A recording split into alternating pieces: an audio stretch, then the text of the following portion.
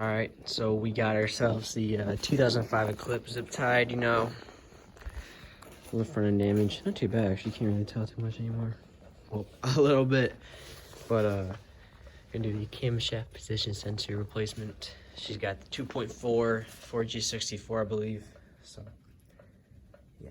First, I think it's straight back there.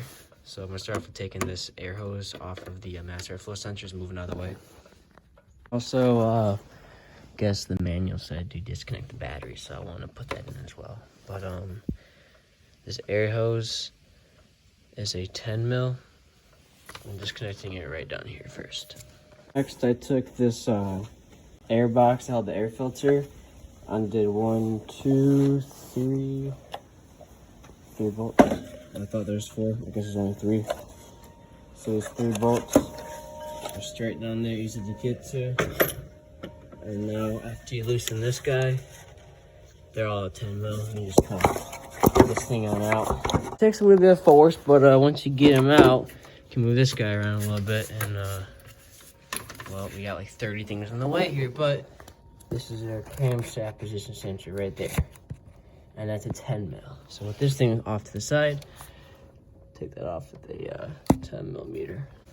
So once you get that bolt broken right here, like break it loose, you can do it by hand. And then also there's a little tape here. I'm gonna cut. I'm not sure how you're gonna do it, but I'm cutting it because it's in the way. Hope I didn't cut any wires I don't need to, or didn't. Should not have cut. Nope. Okay. It was just I couldn't get it out. It's got dirt on it. But yeah. So you're gonna want to unplug this and then pull the sensor out. Here's my old one. I'm not really sure what's wrong with it.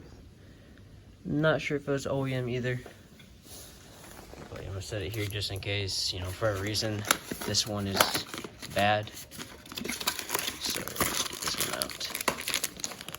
Brand new. I got it from Rock Auto. I think like 10, 15 bucks. So you just slide her on in and plug it in, put everything back together. So I'll show that step by step type of thing and then start her up and see how she runs. So when you put this in the head, there's a little O-ring, so you gotta push it kind of hard. Once you hear a click, you're good because they're gonna come out now. You do want to bolt this down as well, but put that connector on. She wants to slide on. That'd be great.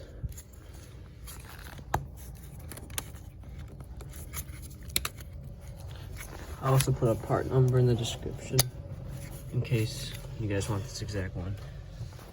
But yeah, I bolted it back up and make sure it's snug but not too tight because you don't want to crack this plastic here. Plug her in and then put this air piece back on.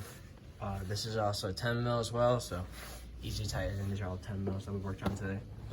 So yeah, just put her in. Make sure you don't hit the throttle body. I think it's throttle body cable. So first, slide the air intake piping over the throttle body. Connect this hose. I think it's positive PCV, positive crankcase ventilation or whatever. Sometimes putting some oil on it makes it easier. But push that on. All right, so I got that on. Tighten the throttle body. What's it called? It's a little clamp down. Make sure it's, you know, pretty snug. You don't want that getting loose while you're driving. Get these 3 screws, 1, 2, and 3, all lined up and tighten them down pretty snug. And yeah, get those done. All right, with those 3 screws all snug up, I did accidentally loosen that one, so I'm going to tighten that in a second here. But set the filter on top. It's supposed to sit right. Bam, put your master airflow sensor in the top piece on as well. So I removed this little air vent piece to set it on, but you can just pop it back on now. There you go, she's back on. Hit all 4 of these clamps and then tighten this down. This clamp, it's a 10 mil. Got this tightened down and everything's all set to go. That shouldn't be up. Uh-oh. Well, that's not a good sign. Anyways, you can just plug in the master flow sensor and forget about our trans fluid. You know, looks a little dirty, but I don't know. That should be secure, but I guess not. Okay, now it's secure. Anyways, yeah, plug her back in, and then you can plug your battery back in. I just unplug the negative terminal. I'll plug it back in, and then we'll start her up and see how she runs. Look, exhaust leak, so you know, be a little bit loud. Uniden. And that's the fan. Got a cookie down there.